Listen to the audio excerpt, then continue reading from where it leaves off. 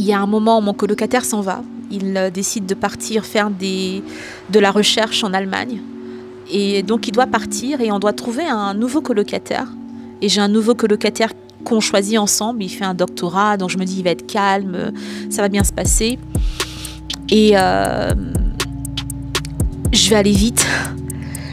Beaucoup de choses changeaient. Je rentre chez nous finalement, nous colocs, et il avait ses bottes sales sur la table du salon, sur mon canapé qui m'appartient, qui est à moi, qu'on partage, bon, puisqu'il est là aussi, ses bottes sales. Je lui dis mais quand même, et qu'il n'enlevait pas ses chaussures, ou il y a quelque chose qui s'est passé, le pommeau de la douche qui avait disparu, enfin plein de choses comme ça, finalement des micro-agressions. Je n'avais pas de nom pour ça à l'époque, mais aujourd'hui je peux dire ce que c'était. Et puis pour aller encore vite dans cette histoire, un fameux jour, un fameux soir, je suis en train de faire à manger et je suis aussi au téléphone en même temps. Et ça a été très très vite, très vite. Je dépose le téléphone pour aller voir ce qui se passe dans la cuisine, faire tourner un peu les légumes. Et puis je reviens, et quand je reviens, tout ce que je vois, c'est mon propriétaire qui est là avec mon coloc, puisqu'ils étaient devenus très très potes. Ils étaient toujours en bas avec mon propriétaire, casse une bouteille. Et ça a été très vite. Tout ce que je sais, c'est que j'ai mon propriétaire qui tente de m'étrangler. J'avais plus les pieds au sol. J'avais plus les pieds au sol. Et j'entends, hein, parce que j'entends de moins en moins une voix. C'était au téléphone, c'était la personne avec qui j'étais au téléphone qui criait « Hey, what's going on ?» J'entendais des cris comme ça. Et je regarde au fond, hein, et puis ça s'estompe parce que je vois tout noir finalement.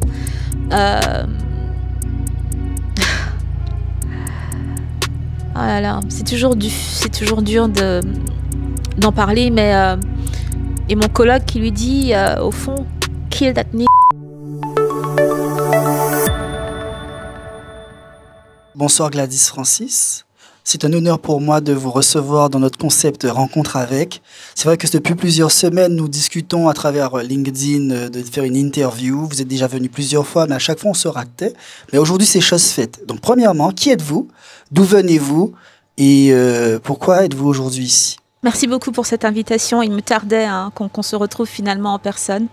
Alors je suis Gladys M. Francis. Je suis c'est une période de transition en fait pour moi, puisque j'étais ces 3 dernières années à l'université de Howard University, qui est une université très prestigieuse, la première HBCU aux États-Unis. Donc c'est les universités historiquement noires. Voilà, j'ai passé mon temps à Howard en tant que vice-doyenne d'une faculté qui en fait, on appelle ça chez nous le flagship. Donc c'est vraiment la faculté qui donne un petit peu la cadence, voilà, pour toute l'université. Et donc c'était vraiment un honneur pour moi de servir en tant que vice-doyenne dans une université aussi illustre. Et donc en transition, comme je disais, où je vais être maintenant doyenne à l'université de Sacramento State en Californie. Et où je vais être doyenne de la faculté des arts et des lettres. Et je vais diriger à peu près 10 000 étudiants, sans compter le staff et les profs. Et donc pour moi, c'est un bonheur et un honneur d'être ici en Guadeloupe pour célébrer un peu ce nouveau chapitre. Et puis il y a plein de choses à célébrer. Donc je suis en Guadeloupe parce que j'ai été aussi nommée.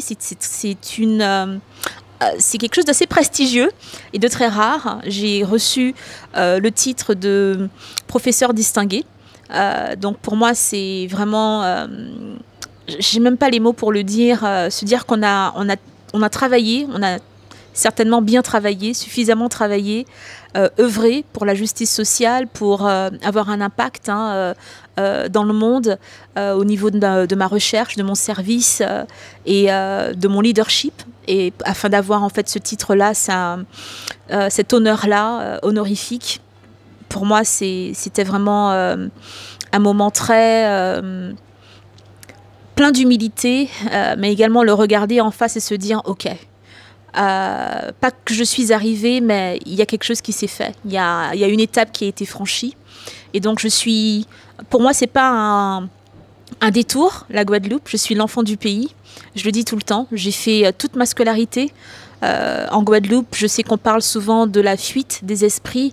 Moi, j'ai fait l'école maternelle à Margaillard, au Gosier, l'école primaire au Gosier, et puis aussi à Pointe-à-Pitre, Raymond de Bambuc, Michelet. Et puis ensuite, on s'est exporté sur le Nord Grande-Terre. Et donc, j'ai fait mes études, enfin, continué le collège et le lycée à Morne-à-Leu. Et l'université à la Martinique. Donc voilà, je suis vraiment pour moi l'enfant du pays.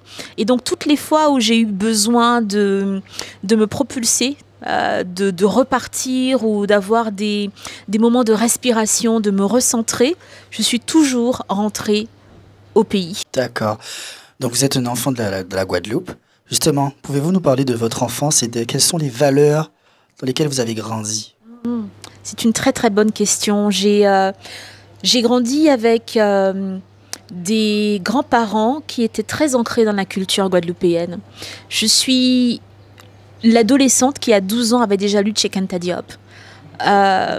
C'est très rare. Parce que j'ai grandi vraiment avec des parents qui sont très ancrés dans la culture également, dans la justice sociale en Guadeloupe, des personnes très ancrées dans la musique. Et donc, tout comme le jardin créole, la valeur de la terre, comme ça. Donc j'ai grandi dans une famille qui est vraiment ancrée, enracinée dans le nan-nan de la Guadeloupe. Et donc petite, comme on dit, enfant précoce qui ne jouait pas beaucoup, qui était déjà très avec les adultes. J'ai grandi vraiment à Pointe-à-Pitre, entre le Gosier et Pointe-à-Pitre. Donc j'ai grandi à Petit Havre, au Gosier, et Pointe-à-Pitre. Ma mère travaillait à Pointe-à-Pitre. Donc Pointe-à-Pitre, c'est ça, c'est la culture. C'est donc les gens parlent d'Akio aujourd'hui, mais c'est j'ai grandi dans ça. J'ai grandi avec toutes ces associations, ces groupes à Pointe-à-Pitre qui œuvraient vraiment à dire voilà, on est guadeloupéen. C'est quoi finalement être guadeloupéen? C'est quoi l'identité guadeloupéenne? Et ma mère, elle a connu Vélo. Qui venait jouer des petits coups de tambour, qui n'étaient pas populaires, qui étaient donc plein de choses. Et donc pour moi c'est ça la Guadeloupe. Donc quand je dis que je suis l'enfant du pays, ma manière est guadeloupéenne. Où que j'aille, je représente la Guadeloupe. Il y a des gens qui, quand ils sont à l'extérieur, disent qu'ils sont français. Quand je suis à l'extérieur, je suis guadeloupéenne. Et je crois que c'est très, très important à dire. Et ça a son sens. Adolescente, je suis déjà très impliquée dans la vie associative.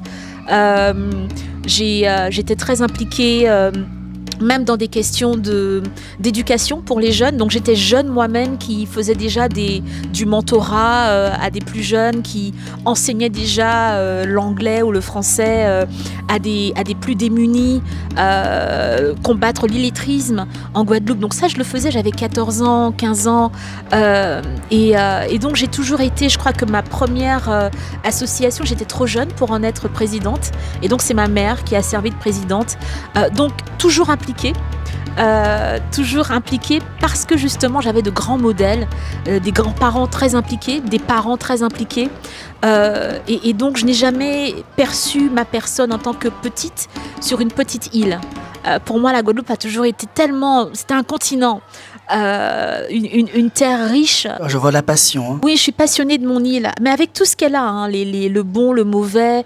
Donc voilà mon enfance, une enfance ancrée, si je peux le dire comme ça, dans la culture guadeloupéenne. Donc vous avez fait votre scolarité à Pointe-à-Pitre, à Morne-à-Leu, puis vous êtes parti en Martinique à l'université des Antilles. À l'époque, c'était les universités des Antilles Guyane, parce qu'on rappelle que la Guyane est partie. Et pourtant, vous êtes parti finir vos études à Purdue, donc c'est dans l'Indiana, si je ne dis pas de bêtises. Pourquoi avoir fait ce choix et quel a été le déclic de ce départ vers un pays tout à fait étranger au nôtre, les États-Unis d'Amérique? Excellente question. Ce n'était pas prévu. mais absolument pas, du tout. Je crois que quand on connaît l'histoire des États-Unis, c'est pas un pays qui devrait fasciner tant que ça. Quand on connaît l'histoire de la communauté afro-américaine aux États-Unis, quand on connaît cette histoire, c'est pas un pays qui, avec même jusqu'à aujourd'hui, qui me fascine en tant que je vais dire guadeloupéenne ou en tant que guadeloupéenne vivant et résidant aux États-Unis. Je suis très pragmatique sur ce pays. Et donc, je suis en Martinique et je pars en Martinique volontairement.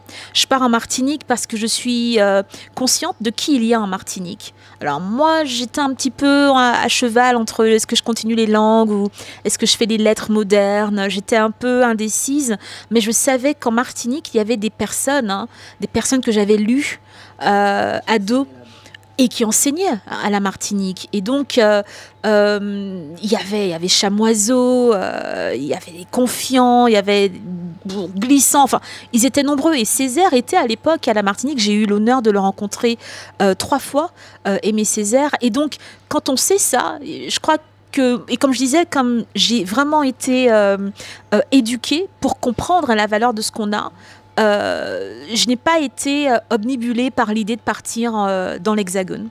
Et donc je pars là-bas et je fais donc à l'époque c'était encore les DUG. Donc c'est l'équivalent d'une licence, non? Voilà, oui, ouais. Et puis je fais mon master.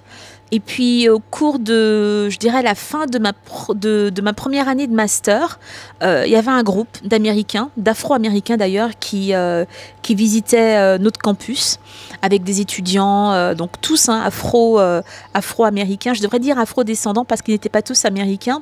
Et je crois qu'il y a eu une sorte de convention, de coopération qui se mettait en place entre la Martinique et l'université de Purdue. Et j'ai eu un contact magnifique. Mon directeur de thèse, un peu plus tard, me voulait absolument que je les rencontre. Et ça a été une rencontre fabuleuse. Et ce monsieur qui visitait la Martinique avec ses étudiants, il est au jour d'aujourd'hui mon mentor. Et donc... je reçois donc cette invitation à participer, à faire ce premier saut, ce premier échange entre la Martinique et Purdue. Et donc me voilà qui arrive et j'étais un peu comme ce qu'on voit aujourd'hui. J'arrivais en fin de parcours de mon master et les professeurs me disaient déjà « Il faut que tu partes, il faut que tu partes, il faut que tu partes, il faut que tu partes ». Et c'est triste, mais... tous mes profs qui croyaient en moi me disaient que voilà... ils ne te voyaient pas rester. Ils ne me voyaient pas rester. Je m'étire comme ça et je touche les murs finalement. Et ils me proposent tous et me disent tous de m'exporter. Qu'est-ce que tu vas faire après la maîtrise? Il faut que tu t'en ailles, il faut que tu partes. Donc il n'y avait pas, si on veut, de débouché vraiment à la Martinique pour moi. Et c'est le message qu'on me transmet. Et donc, je me lance, je pars donc pour cet échange, un échange qui doit durer 1 an. Et j'arrive dans le Midwest, puisque c'était là que l'échange se faisait. Donc, vraiment, comment on dit ça, c'était pas prévu. C'était pas prévu et je le fais sans conviction, sans conviction aucune. Mais je pars, mais je pleure dans l'avion. C'était pas oh là là, je pars, je vais aux États-Unis, c'est chouette, ça va être top. J'étais complètement anxieuse. Et puis on quitte beaucoup. Je crois que beaucoup de personnes ne réalisent pas que même nous jeunes, quand on part, il y a le poids de ce qu'on laisse derrière, des personnes qu'on aime derrière. Et donc moi, je me rappelle pleurer énormément, pleurer dans l'avion et à me demander mais qu'est-ce que je suis en train de faire? Est-ce que j'ai des regrets? Non. À regarder la carrière que j'ai eue au niveau de mes études ou au niveau professionnel, je ne peux pas dire que j'ai des regrets, mais je le dis tout le temps, mais quel bonheur ça aurait été d'avoir eu le même impact aux Antilles. C'est ça. Et pourtant, quand vous arrivez à Purdue, c'est en pleine Amérique post-11 septembre. L'ambiance était vraiment délétère, c'était l'ère de la suspicion générale, du racisme montant. Quelle a été votre impression à votre arrivée sur place? Comment l'avez-vous vécu, vous, en tant que femme noire, disant-y, française? Est-ce que l'accueil était chaleureux? Il ne l'était pas. C'est, comme on dit en anglais, bittersweet. Donc j'arrive déjà en regardant, puisqu'à l'époque il n'y avait pas encore Internet, ça commençait pour nous. Donc quand je regarde sur la carte, je vois que West Lafayette, en Indiana, n'est pas si loin de Chicago. Donc moi je m'imaginais arriver dans un espace comme Chicago. Et donc j'arrive et je me rappelle déjà c'était vraiment la galère, l'arrivée aux États-Unis. J'arrive sans mes bagages ont été perdus. Donc j'arrive vraiment un peu comme de la chanson Andomidero, Andomidero, Andomi Andalo. C'était limite, c'était limite. Donc j'arrive. En plus, c'est pas la France. Et c'est pas la France.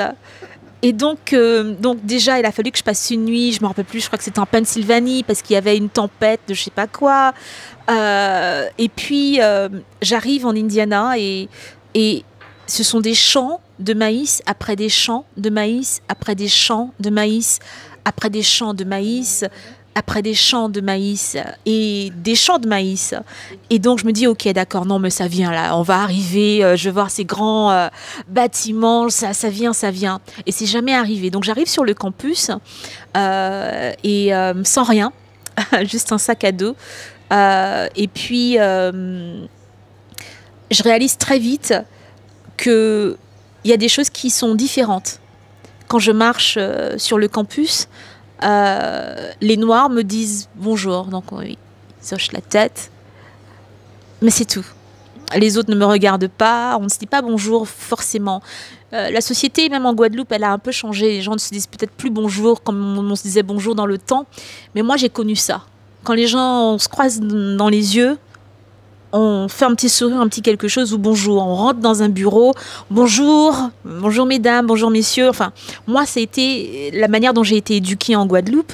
Et donc, moi, quand j'arrive, je trouve ça un peu bizarre que ce soit que des Noirs qui me disent bonjour ou qui me voient finalement.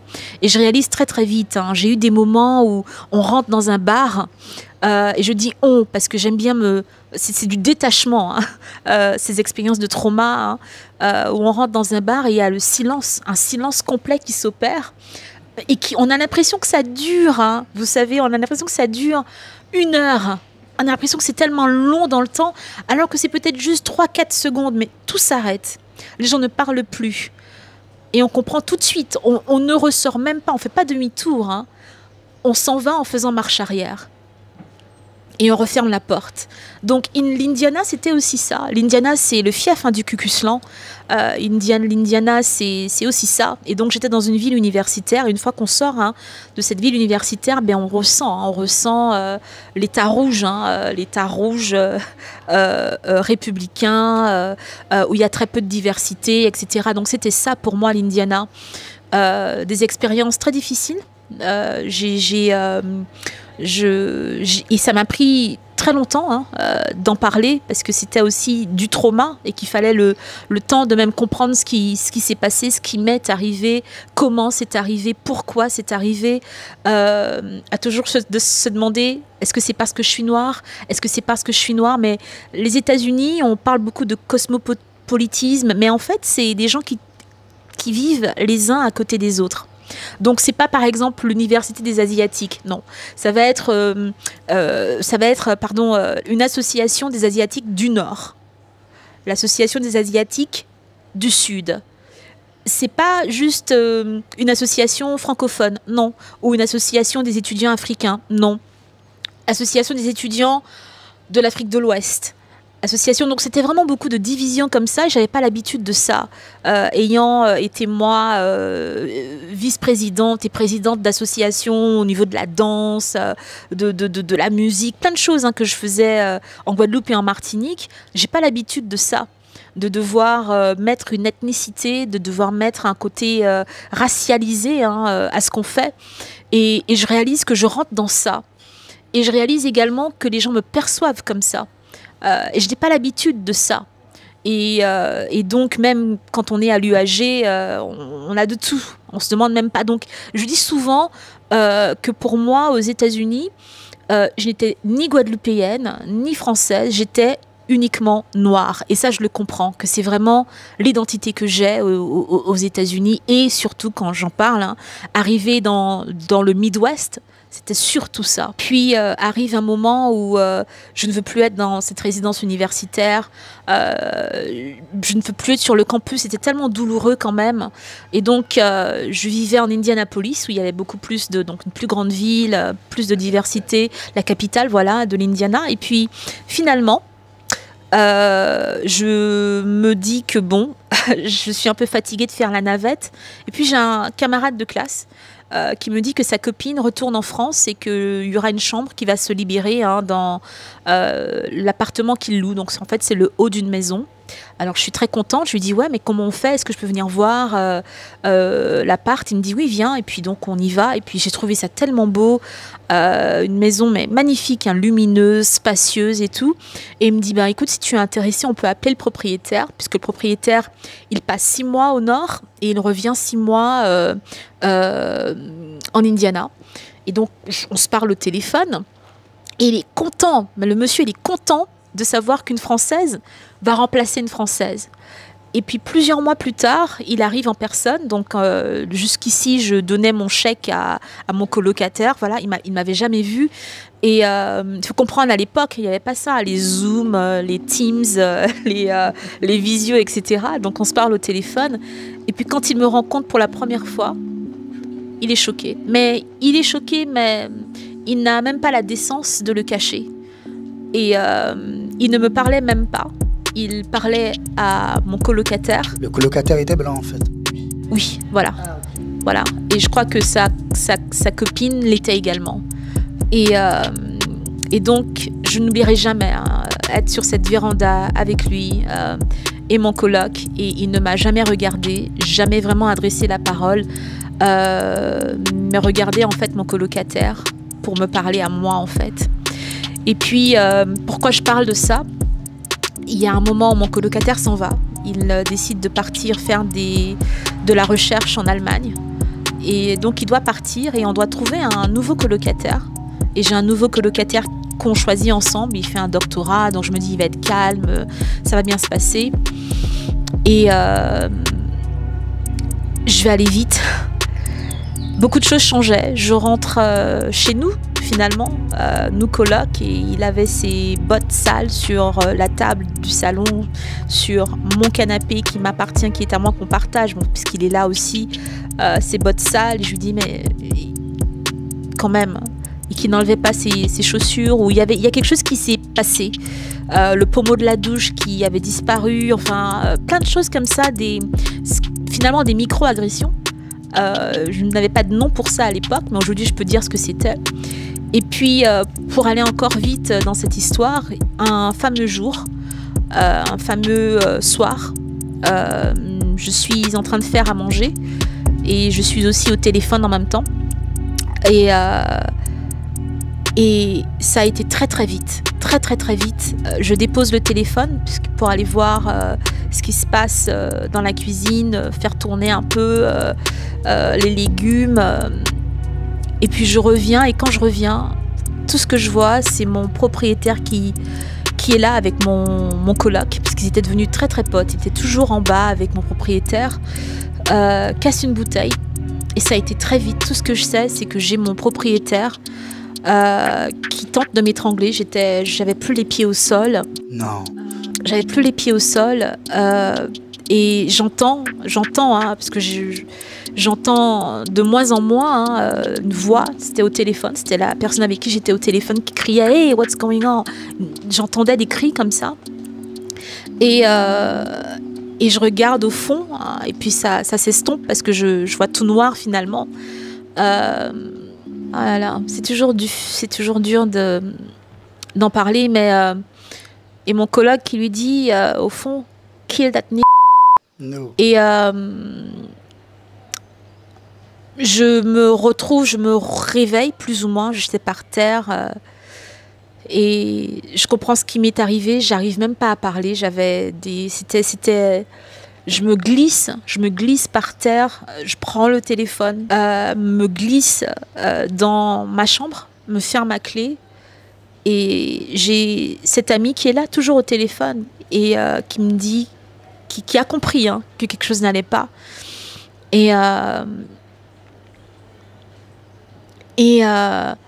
Le racisme systémique, pour des gens qui ne comprennent pas ce que c'est dans le contexte américain, c'est quand la police arrive et rigole avec la personne qui vous a agressé. Le racisme systémique, c'est quand les policiers viennent et il devrait y avoir un rapport de police et il n'est pas là. Le racisme systémique, c'est ça. C'est quand on est invisible dans le système, ou quand on est hyper visible dans le système. Et ça ne s'arrête pas là. Le racisme systémique, c'est aussi un engrenage intersectionnel, puisque finalement, je suis aussi une femme, parce que finalement, je suis aussi une étrangère aux États-Unis, et que quand moi, je vais voir le doyen pour lui dire ce qui m'est arrivé, pour lui dire, voilà, parce qu'il était étudiant comme moi dans la même institution, voilà parce que j'ai peur. Et que j'ai peur d'aller sur le campus, peur d'aller à l'école, peur d'aller dans mes salles de classe, j'ai peur. Et que cette personne me regarde, ouvre son ordinateur et me demande le nom de mon colocataire et me sorte. Mais il fait un doctorat dans une discipline très pointue. C'est étonnant qu'un jeune homme comme ça puisse faire des choses. Vous êtes sûr que... Et là, c'est une douleur. Finalement, c'est même pas ce qui est arrivé avant. C'est qu'on n'est jamais victime finalement dans un système qui est raciste. Et donc le racisme systémique, c'est aussi ça. Et qu'on n'est pas protégé par le système. C'est un système qui ne vous protège pas. Et que quand ça m'arrive, je ne sais même plus quoi faire de mon corps. Que je pars et je vais où ? De la même manière que j'ai commencé cette interview, je rentre en Guadeloupe. Je reste en Guadeloupe quelques mois. J'essaie de faire ce qu'on fait souvent. On rentre et on essaie. Et puis on me dit que je suis surdiplômée. On me dit des choses qui font mal quand on veut rentrer et quand on veut rester. Et donc, je pouvais rester, trimer, jongler comme on fait. Mais j'avais compris une chose, c'est que si je restais, que j'allais fuir toute ma vie, que j'aurais eu peur toute ma vie, que ces traumas-là, ils ne seraient jamais guéris, que ce sont des blessures qui ne seraient jamais fermées finalement. Et donc je fais le choix, après être rentrée, parler à mamie, parler, faire le processus de guérison, me ressourcer au pays Guadeloupe. Je pars, je rentre, et quand je rentre, j'ai commencé la course des Akio, la course des nègres marrons que je n'ai jamais cessé de faire jusqu'à aujourd'hui. Donc je suis rentrée, comme on dit, bandée, blo, et je n'ai jamais, depuis ce jour-là, cessé en fait de travailler sous la perspective de la justice sociale, de l'équité, de l'inclusion et de la diversité. D'accord. C'est vraiment... Wow, je ne sais pas quoi dire. Ah, ok. Votre parcours est impressionnant. Donc, vous avez commencé avec l'Université des Antilles, comme vous disiez, Purdue. Vous avez commencé en tant que maître de conférence également à Wesleyan College, dans le département... désolé, je suis un peu choqué par ce que vous avez témoigné. Donc, vous avez commencé avec Wesleyan College, en tant que directrice du département de français, puis Georgia State. Bref, vous avez été nommée récemment doyenne de Howard. Quelles ont été les épreuves dans toutes ces étapes de vie professionnelle? J'ai, dans mon 3e livre qui s'intitule Épopée créole, je termine ce livre avec un chapitre qui s'appelle Academic Plantation. Et ce chapitre, j'en parle parce que finalement, je dois peut-être contextualiser qui je suis aux États-Unis. Nous sommes moins de 2% d'afro-descendants avec des doctorats aux États-Unis. Jusqu'à présent?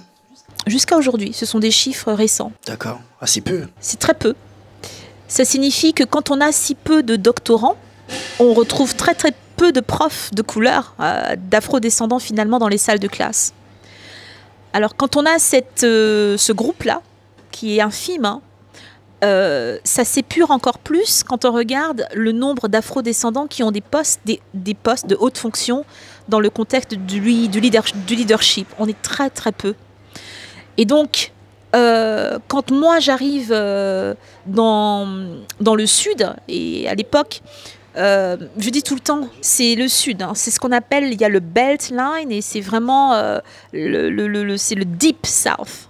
Il n'y a pas plus sud que le Deep South. Et donc, quand j'ai mon doctorat, j'ai reçu des offres dans des Ivy League. Donc les Ivy League, hein, ce sont les américaines, tout à fait. Et parce que je suis centrée hein, sur ce dont je parlais tout à l'heure, un contexte de justice sociale, d'équité, etc., je me dis, mais ce serait quand même bien de pouvoir aller dans le Deep South et faire une différence dans ces espaces-là où une école pour femmes, c'était ça, Wesleyan. Et donc voilà comment j'arrive dans cette école, dans cette institution. Et dans cette institution, qu'est-ce que je découvre qu'il y a des noms, donc il y a les Purple Knights, the Red Hearts, etc., the Green Knights. C'est quoi? En fait, ce sont donc chaque étudiante qui arrive fait partie d'une classe, et donc il y en a 4. Et donc, il y a des traditions derrière. C'est un petit peu comme, je dirais... Les fraternités, les sororités. Comme les sororités, voilà. Sauf que comme c'était petit, il n'y avait pas vraiment de sororité. Ils avaient donc un système de classe nommé après hein, ces 4 couleurs hein, dont je parlais. Et je réalise, avec les plaintes des étudiantes noires qui sont à l'université, et il faut aussi contextualiser que je suis la seule prof noire de l'institution. Et que donc, étant la seule prof noire de l'institution, mon bureau est devenu un peu tout. Hein. Mon bureau, c'était Tati Francis. Hein. Mon bureau, c'était la sœur Francis ou maman Francis. Parce que finalement, elles n'avaient pour la plupart d'entre elles jamais eu un prof qui leur ressemblait. Elle n'avait jamais eu un prof noir auparavant. Et que donc, quand moi j'arrive avec un doctorat noir, etc., mais elles sont complètement subjuguées. Et donc, c'était chronophage, hein, beaucoup de temps. Mais je comprenais aussi hein, qu'elles en avaient besoin. Je commençais ma carrière, donc je n'avais pas encore hein, cette discipline du « waouh, il faut que je trouve aussi du temps pour moi. Je suis très jeune, donc je leur donne énormément. » Et puis... je comprends très vite que ces 4 couleurs font partie d'un héritage du Ku Klux Klan. C'est pas vrai. Et que l'école a été fondée sur des bases, des principes du Ku Klux Klan. Et donc, très vite, quand on réalise tout cela... Une question, les Noirs étaient dans quelle classe? Purple, j'imagine? Dans les 4. Donc, c'était parce que c'était basé sur l'année où on arrive. D'accord, je pensais que c'était en fonction de ta couleur, tu vas dans telle classe. Et... Ok, donc c'est pas comme ça. Oui, donc on retrouvait de tout chez les Purple Knights ou The Golden Hearts. Et donc, il y a eu 2008, Barack Obama. Barack Obama se lance pour les présidentielles. Et donc, je suis dans le Deep South quand tout cela arrive. Et c'était dur de le vivre dans le Deep South. Et donc, dans cette Amérique profonde, ce sont des personnes qui... C'est blanc et noir. Donc, me faire arrêter par la police, c'était pratiquement une fois par semaine. Parce que je vivais en fait dans une maison de fonction de l'école, un quartier blanc, UP. Et donc, je n'avais pas le droit finalement de naviguer cet espace-là dans ma voiture. Donc, me faire arrêter, me demander est-ce que c'est ma voiture. Mais des choses très insultantes. Des fois, on allait faire des activités communautaires dans des EHPAD, etc. Et me faire arrêter avec des étudiantes hein, dans la voiture et essuyer des hontes et savoir hein, quoi faire. Hein, ne pas bouger trop vite, garder les mains sur le volant, faire toutes ces choses-là pour ne pas offusquer quelqu'un qui cherche déjà des problèmes. Et donc, 2008 arrive dans ce contexte-là, et une étudiante m'indique qu'il y a une étudiante qui a couru sur le campus disant we are doomed, we have a black president. Et je vois qu'il n'y a pas eu de réponse, il n'y a rien eu. Le contexte aussi, c'est mon voisin qui a pris un oreiller, qui a mis une corde à cet oreiller, raturé le haut de l'oreiller et l'a pendu à son arbre. Et j'ai quitté la Géorgie. La corde et des haillons de cet oreiller étaient toujours là. Et donc c'était ça le Deep South, avec Obama qui arrive au pouvoir. Beaucoup de choses se passaient, je ne comprenais pas forcément la signification de ce que c'était. Donc mon alma mater, donc Purdue, que j'avais quitté, ça faisait très peu de temps, j'apprends qu'il y a eu des dégradations de fait à un arbre sur le campus avec des propos racistes écrits dessus. Et c'est vrai que quand j'y étais, c'était l'arbre des Blacks. Donc tous les jours, s'il fallait rencontrer des gens de la communauté afrodescendante, ils se retrouvaient au bas de l'arbre. Et il m'a fallu Howard pour comprendre la signification de ces arbres-là. Comme en Afrique. Absolument. Parce qu'ils ont gardé un peu... Voilà. Et donc les communautés afrodescendantes, et surtout afro-américaines, très souvent ces étudiants, même quand ils sont dans des PBI, des PWI, donc c'est les Predominantly White Institutions, donc des universités à prédominance blanche, ils retrouvent des symboles comme ça pour se retrouver, se regrouper, parce qu'on est tellement isolés dans ces institutions qu'on tente très souvent de se retrouver. Donc voilà le contexte du Deep South dans lequel je suis, où je comprends et on nous fait comprendre, nous les jeunes qui sont arrivés, que ce sont les traditions de l'université. J'ai une étudiante qui est toujours dans ma vie d'ailleurs, je lui sers de mentor encore aujourd'hui, qui vient me voir dans mon bureau pour m'indiquer qu'à 1h, 2h du matin, on l'a sortie de son lit, on lui a mis une cagoule sur la tête et une corde au cou pour la sortir de sa chambre, de sa résidence universitaire, pour des rituels. Et donc, comme je disais, des traditions qui sont là depuis, depuis on parle de la fin du 19e siècle pour cette école, qui sont encore en place, mais qui ont des connotations racistes, mais qui sont toujours en pratique. Donc moi, je veux bien comprendre qu'on ne puisse pas avoir la main mise sur l'histoire, la fondation d'une école. Mais pour moi, être au 21e siècle et permettre ce type de pratique, c'était pour moi intolérable. Et on nous a fait comprendre, à nous, jeunes profs qui arrivions, on nous nommait les Yankees d'ailleurs, parce qu'on n'était pas du Sud, que c'était la récession. Et donc, quand vous avez une doyenne qui vous dit, en vous regardant dans les yeux, que c'est la période de la récession, il n'y a pas besoin d'en dire plus. Ça veut dire que si tu parles encore, si vous nous embêtez encore plus, si vous ne vous alignez pas, on va vous laisser partir. Et donc, vous étiez jusqu'à très récemment vice-doyenne de Howard. Bientôt, vous serez doyenne à Sacramento State. Quel sens donnez-vous à ces postes que vous occupez et que vous occuperez très bientôt? Oui, je les prends avec énormément de déférence. C'est une responsabilité. Pour moi, j'ai passé 10 ans quand même à Atlanta, à Georgia State University. Et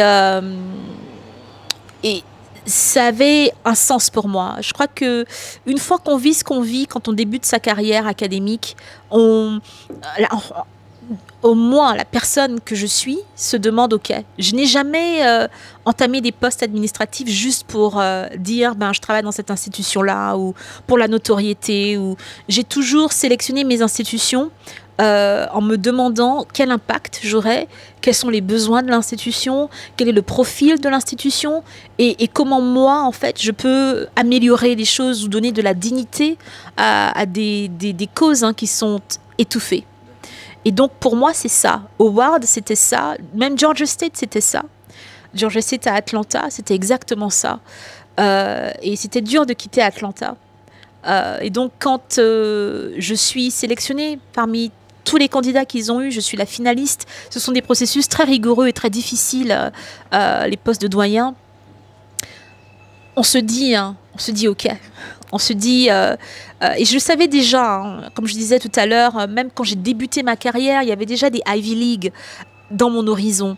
Donc on comprend sa force, mais pour moi, il n'a jamais été question de m'orienter dans le prestige, mais de m'orienter dans la cause, toujours. Et je n'ai jamais cherché à être une jeune fille ou une adolescente ou une femme populaire. D'ailleurs, les gens qui me connaissent vous diront, je suis quelqu'un de très très simple, très simple. C'est pas celle qui sera sous les projecteurs, mais dans les coulisses en train de foutre bon fait. Ça, c'est moi. Et donc, c'est vraiment en fait ma disposition dans le monde également. Quelles sont les missions qu'on peut porter pour changer et impacter le monde. Donc, Howard, c'était ça. J'arrive et puis... je sais pas, j'avais la vision de Howard dont on entend parler tout le temps. Ouais, on voit l'université noire, l'excellence noire, tout ça. Et c'est complètement différent ou... Ouais, c'est complètement différent. Et puis, il y a beaucoup de personnes qui me demandent, mais c'est pas faire dans le communautarisme que d'être dans une université historiquement noire avec que des noirs. Et je leur dis, c'est une université qui est ouverte à toutes. Tout le monde est bienvenu. C'est juste que les gens ne vont pas. En fait. Mais l'orientation de l'université, c'est d'avancer la cause noire ou les causes noires ou d'embrasser les cultures noires. Et donc, il y a de tout à Howard, hein, blanc, indien. On a une énorme communauté du Népal ah ouais à Howard, oui, absolument. Mais on se centre, on se focalise énormément sur... Donc, on ne fait pas, par exemple, juste de l'économie.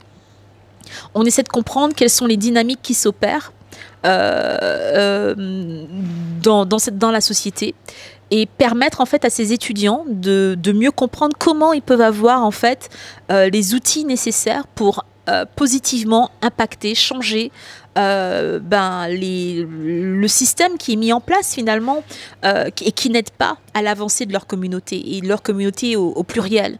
Parce que je sais que très souvent on parle d'une communauté noire, mais nous avons nos différences, nos particularités dans nos communautés afrodescendantes. Donc Howard, c'est ça. Et donc quand j'arrive, le but était en fait de rehausser l'impact d'Howard à l'international. L'idée était également de permettre plus de mobilité sociale à ces étudiants. Et donc, j'ai créé des programmes phares à Howard, notamment un Leadership Ambassador Program, donc un programme d'ambassadeurs. D'ailleurs, je suis venue en Guadeloupe en 2024 avec les 40 étudiants. Ils étaient là et en Guadeloupe. C'était pour moi un honneur de travailler à Howard et de contribuer finalement à une culture où on se dit que si on ne se comprend pas, si on n'embrasse pas notre culture, notre passé, si on ne le comprend pas ce passé, on ne peut pas avancer avec de la droiture, on ne peut pas avancer solide, on ne peut pas bien avancer. Et c'était ça ma démarche en allant travailler à Howard. Et là, la Californie, ça va changer, là. Ça va changer. Pour dire la vérité, Howard, c'était compliqué à vendre, dans la mesure où Howard, c'est quand même 50 000 $ par an. Et donc, c'est privé, c'est prestigieux, il y a tout ça, mais c'est aussi... c'est une université privée. C'est une université privée qui coûte énormément d'argent aux étudiants. Et que finalement, oui, il y a... on a besoin des HBCU, on a besoin d'elles, on a besoin d'étudiants qui se sentent protégés en faisant leurs études, c'est important, qui peuvent se focaliser sur eux, sur leurs études, et pas se demander, mais est-ce que c'est parce que je suis noire ? Parce que ça aussi, c'est une fatigue. Donc des étudiants qui peuvent vraiment se focaliser sur leurs études, eux-mêmes, se recentrer et s'épanouir, sans penser à... Surtout imaginer le contexte qu'on a des fois aux États-Unis, mais comme là en ce moment, où on a besoin finalement de ces espaces qui sont des safe spaces pour ces étudiants afrodescendants. Le contexte public me manquait énormément, parce que ce sont vraiment des institutions qui sont moins chères, mais où on a finalement l'étudiante que j'étais moi. Je crois que moi, j'aurais pas pu aller à l'université et payer 50 000 $ par an. Ma mère n'aurait pas pu me payer ça. Et comment ils font là-bas? Enfin, comment ils font Justement, on va revenir avec la victoire de Donald Trump. Comment avez-vous pris justement sa première victoire en 2017, puis son retour en 2024? Alors, 2017, j'étais en Indiana. Pardon, j'étais en 2017, j'étais à Atlanta. Donc, je l'ai vécu dans le sud. C'était intéressant parce qu'en fait, Atlanta, c'est bleu. C'est très démocrate, libéral, mais dans une mare rouge républicaine. Donc, c'était intéressant de voir cette victoire. Et j'aimerais me focaliser sur l'opposant. Et à l'opposé, on avait qui? On avait Hillary Clinton. Et je me suis dit à l'époque, mon Dieu, si une femme compétente comme elle est, avec tout son cursus, je crois que, je ne sais pas si on en verra d'autres, avec des carrières en politique aussi charnues. Et je crois que pour moi, ce que je retiens de ce mandat-là, c'est le côté permissif d'un contexte patriarcal. Je crois que ça, je l'ai vraiment vécu, genre, ok. Le précédent mandat. Le précédent mandat. D'accord. Parce que le précédent mandat était vraiment, à l'époque, on avait tous ces tabous autour du sexisme, autour de ce côté dénigrant envers les femmes. Enfin, il y avait tout ça. Et moi, ce que j'ai vécu pour ces présidentielles-là, c'était vraiment... on comprenait finalement que nous femmes, on devait rester à notre place. Je me rappelle rentrer chez moi parce que j'ai pris aussi, même dans ma vie personnelle, j'ai une démarche très afrocentrée. Donc j'avais choisi d'habiter dans le premier quartier noir d'Atlanta qui s'appelle Summerhill. Et donc voilà où je vais. Donc quand je rentre, même pour aller chez moi, tous les quartiers où il y a des groupes minoritaires, on avait des milices. Ils s'appelaient en fait la brigade de Trump.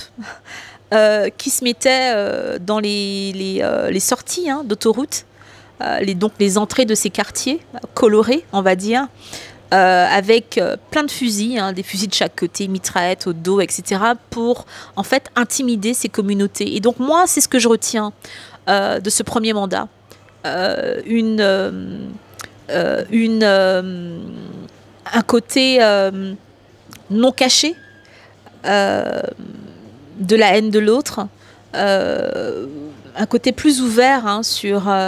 donc il y a quelque chose, il y a eu un changement, une sorte de cassure à ce moment-là, où finalement un racisme qui était systémique, mais là les gens en parlent ou le montrent plus ouvertement. Et ça, pour moi, ça a été le changement. Là, ce terme-là, cette mandature... Justement, il a promis... une politique plus ferme sur l'immigration.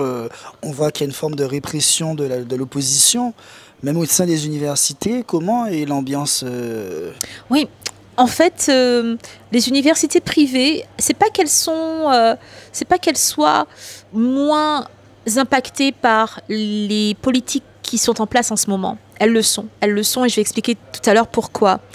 Mais les institutions qui sont vraiment les moins bien disposées à faire face à ce qu'on voit maintenant, ce sont les écoles publiques, les universités publiques, parce qu'elles dépendent des subventions d'État. Des subventions de l'État.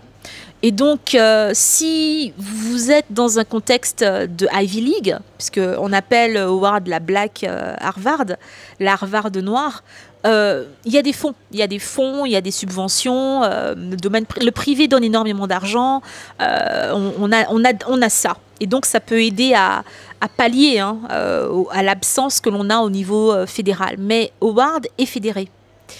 C'est la seule université historiquement noire qui reçoit en fait des fonds qui sont garantis de l'État. Et donc il y a eu une promesse que ces fonds-là ne seraient pas touchés, que les HBCUs, donc les universités historiquement noires, ne seraient pas affectées par qu'il y aurait en fait des réglementations bien spécifiques pour les universités historiquement noires. On va voir ce qui se passe. Pour les écoles publiques et même pour les écoles privées, il faut comprendre que les aides de l'État ne sont pas vraiment pour tous. Oui, pour tous, d'accord, mais qui en général a le plus besoin? Ce sont très souvent des étudiants qui sont dans des groupes minoritaires. La communauté afrodescendante étant la première et à avoir le plus de besoins au niveau de la scolarité. Dans les faits, ça ressemble à quoi? Alors moi, en tant que doyen, qu'est-ce que je vois? En tant que doyenne, qu'est-ce que je vois? Eh bien, je vois qu'il y a des bourses que les étudiants ne reçoivent plus.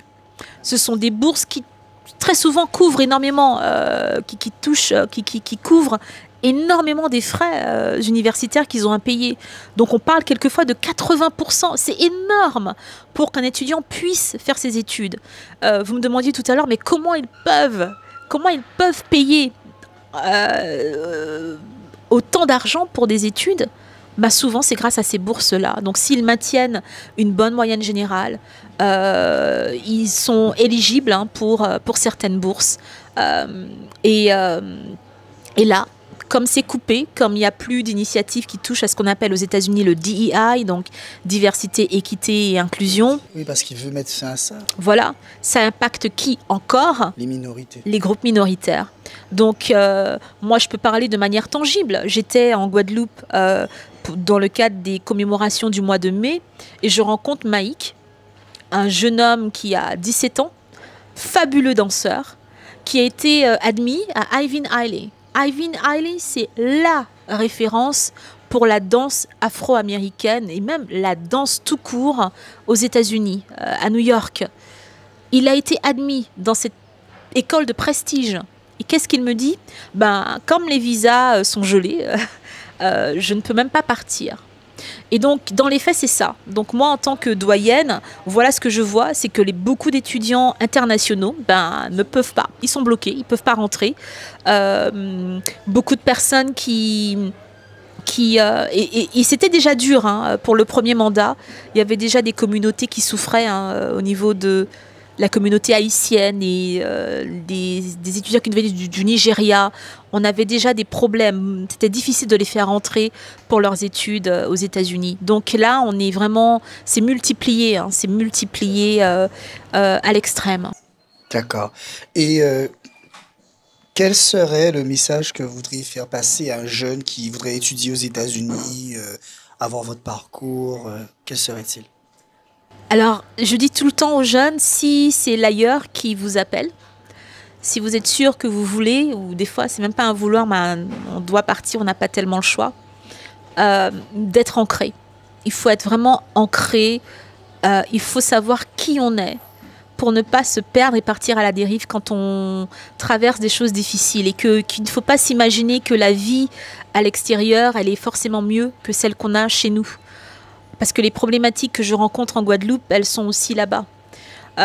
Pour moi, en Guadeloupe, on est pratiquement en pays dominé. Et c'est quoi vivre en pays dominé? C'est faire du marronnage tout le temps, c'est développer des stratégies de survie. La vie chère, il faut des stratégies de survie autour de la vie chère.